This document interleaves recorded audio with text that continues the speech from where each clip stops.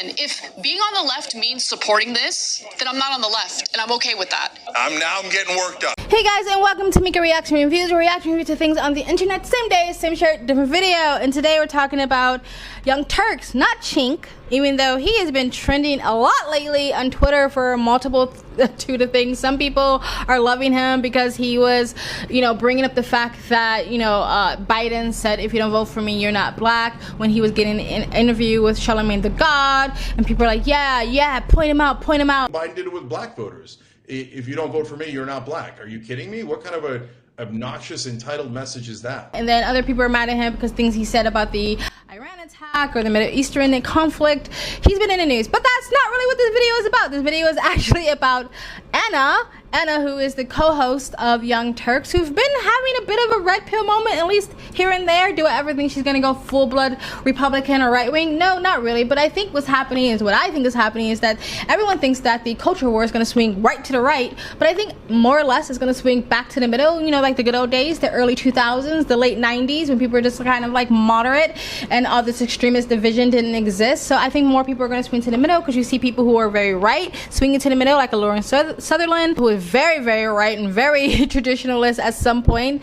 And then you see people like Anna kasparian, I can't say her last name, Anna from the Young Turks, who are kind of having her little red pill moments, but I think it's just a part of growing up and realizing, progressive idealistic ideas don't really exist in real life, or can't exist in real life, or they don't really work the way you think is gonna work, right? So anyway, she got a little bit of heat because she kind of slam some of Biden's team anyway for calling up reporters or newscasters or the media, the mainstream media, legacy media, to change the headlines that they were making about Trump.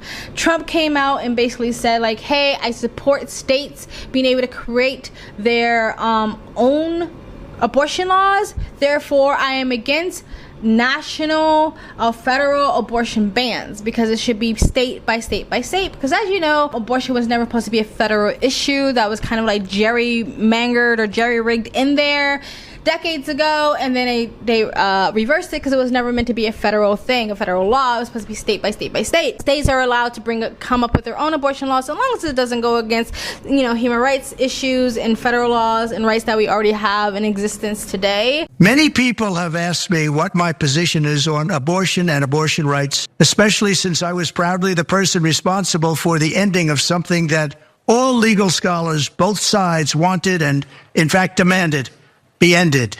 Roe v. Wade. They wanted it ended. My view is now that we have abortion where everybody wanted it from a legal standpoint, the states will determine by vote or legislation or perhaps both, and whatever they decide must be the law of the land. In this case, the law of the state. The headlines was Trump against national abortion ban, right? That makes him look good to the left-wingers, and it makes him look good to the liberals and the Democrats and the moderates and the independents. This kind of makes Trump look good to one side, right? To Republicans and conservatives and religious folks, maybe they don't like that, but it makes him look like he's a little bit more well-rounded, I guess, and it's not super right or allowing his religious belief to dictate how everybody should live. Biden's team basically called them up and said, change it.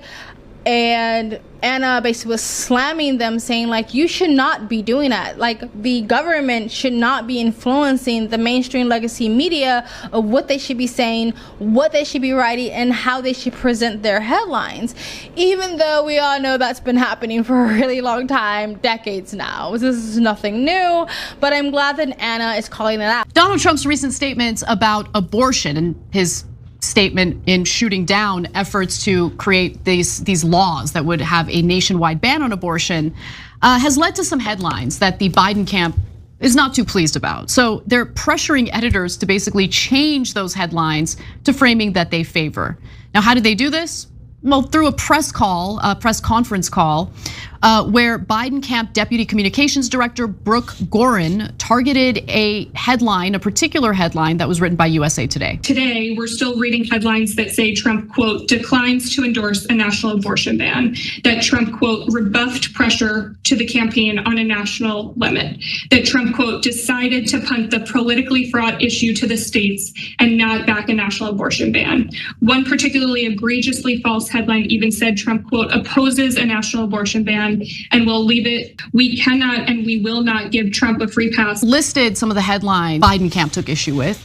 One of them, the one that was noted to be particularly egregious, was a USA Today headline. Here's what it originally read: "The will of the people, Trump opposes national abortion ban, says states should decide."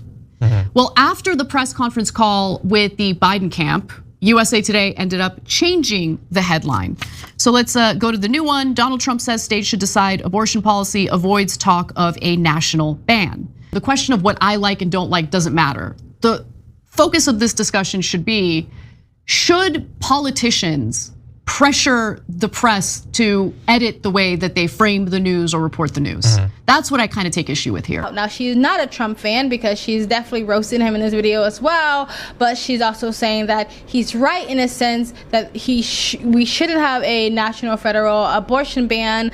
However, that's kind of not what Trump's true beliefs are, or at least that's what Trump has presented, that he's very much pro-life. But again, it was always meant to be a state by state, not a federal thing, whether it's allowing it or banning it straight out. I'm glad that more people from either side are becoming a little bit more well-rounded, more moderate, not so extreme on one side or the other, because for me personally, I do want the culture swing to the middle, and I want extremists on both sides to go off to the far corners, to the deep shadowy pits of Reddit and fight amongst themselves, and let us just get along.